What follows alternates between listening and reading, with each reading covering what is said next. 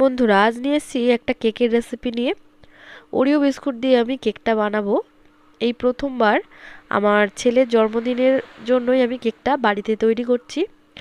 তো প্রথমেই দেখো, ওরিও বিস্কুটগুলোকে আমি ভালো করে বের করে নিলাম, নিয়ে ওর মধ্যে যে ক্রিমটা থাকে সেটাকেও আলাদা করে বের করে নিলাম।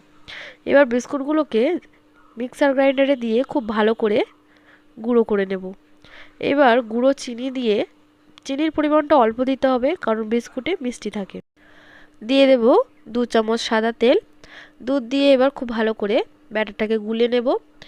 এবার অন্য একটা পাত্রে তেল মাখিয়ে এতে একটা পেপার দিয়ে দেব, দিয়ে এটাকে রেখে দেব। এবার একটা কড়াইয়ে নুন দিয়ে ওটাকে ফ্রিট করে নিচ্ছি।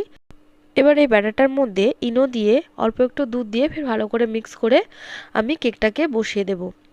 কেকটা কেমন হলো এর পরের পার্টে আমি দেখাবো, তোমরা পার্ট 2 কিন্তু অবশ্যই